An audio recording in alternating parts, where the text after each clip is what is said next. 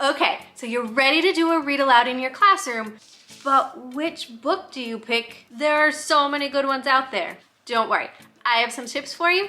Let's go check them out. Hi everyone, welcome back to my channel. Today I want to chat with you about how to choose a book for your classroom read aloud. Last week, we talked about how to plan for a read aloud and make sure that you're doing one every day in your classroom, but picking the books to read aloud can be a little daunting. You really want to pick books that your students are going to enjoy, books that are going to keep them engaged, and books that are going to want to keep them coming back for more. I have a couple ways that you can choose the best read aloud for your classroom. Before I jump in, I just want you to step back and think about what your purpose for the read aloud is. There are so many ways to use a read aloud in the classroom. You could be reading aloud for enjoyment. You could be reading a picture book aloud to show your students an example of really powerful reading or writing skills. Or you could even be using a read aloud to teach a concept in science, social studies, or math. Those are all great ways to use a read aloud in your classroom. Today I want to focus on choosing a book for enjoyment. What types of books should we read aloud with our students just to get them to enjoy a book, to enjoy reading, to enjoy listening to somebody read? And if you're interested in the future, I can make more videos on how to choose a read aloud for a reading or writing skill, or how to introduce a topic in science or social studies or another content area. So let me know if you'd be interested in that below in the comments. So one of the first ways to choose a read aloud picture book for your classroom would be to think about what your class is interested in. What are some things that they like to do outside of school? What are some of their favorite subjects in school? And the easiest way to find this out is to ask them. So ask them what they like, what they're interested in, and that will help you choose topics to read about in your classroom. Additionally, think of books that are both mirrors and windows for your students. Your kids want to be able to see themselves in the books that you're reading aloud, but you also want to be able to introduce them to different cultures and different lifestyles outside of the ones that they're living in currently, and really expand their world in a whole new way. It's amazing how picture books can do this, and even novels can do this for students as well. And being able to have those discussions with your students after you read the book will make it even more engaging and exciting for them to be able to learn. And in thinking about their interests, you also want to make it relevant to things that they are going through in that time period. So think about things that can connect them to the real world around them, that they can make connections to, whether it's situations that are happening in your classroom or behaviors that you might be seeing, or even outside events that are affecting how they see the world. These types of picture books will make a huge difference in your students and their understanding of what either they're going through or other people are going through around them. One thing that I like to do at the end of the week is to reflect on the read alouds that we did in the classroom. You can either do this by yourself or even as a whole class. Ask them which books they were interested in. Which ones did they like the best?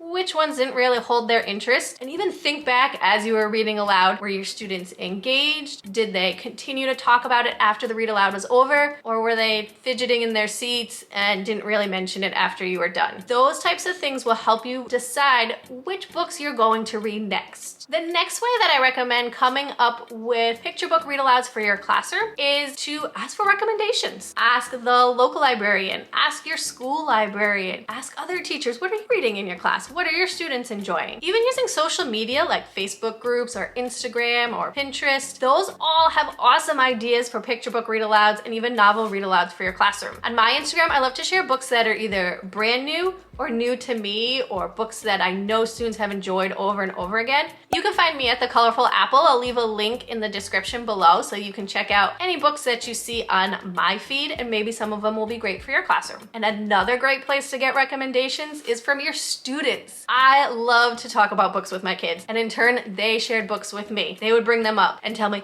you need to read this one to the class. I think everyone's gonna love it. Can you read this one next?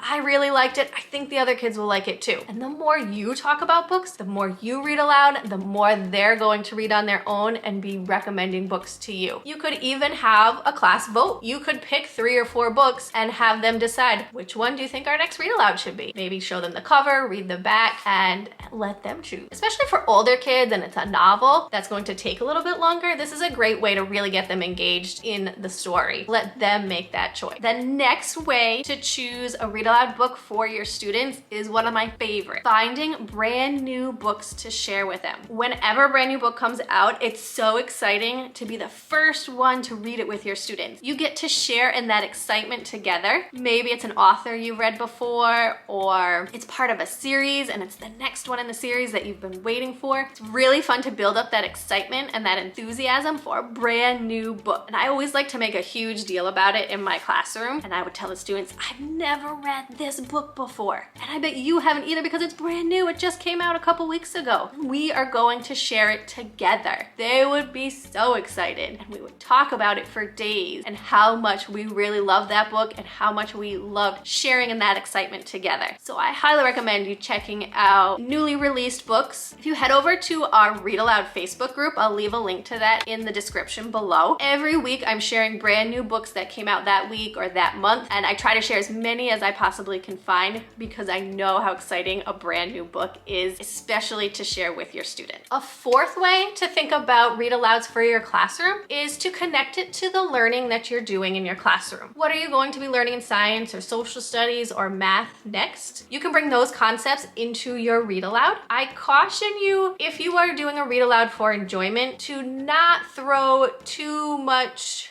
how do I want to say it? I urge you not to stop too much for teaching points and questions if you're doing a read aloud for enjoyment. Save that for the lesson. However, what you will start to notice is the students will be making those connections on their own, and it's amazing when that happens. You'll read the book aloud and they'll say, wait a minute, we learned about this in science. They'll connect those dots on their own, and that's when those amazing light bulb moments happen and that real learning is taking place without you even planning on it. So as you can see, there are a lot of ways to pick a read aloud book for your student. And there are so many books out there. Don't worry about buying them all for your classroom. Make sure you check out your school library. You can go to your local library to grab some books, or check in with a colleague in your school. They have a lot of books to share. Borrow from them as well. If you are interested in buying books for your classroom, I do have another video that shows how you can get books for cheap. Make sure you check that out because there's a lot of great tips in there. I hope that these tips for how to find a read aloud book for your students were helpful for you, and if so, make sure you give this video a thumbs up.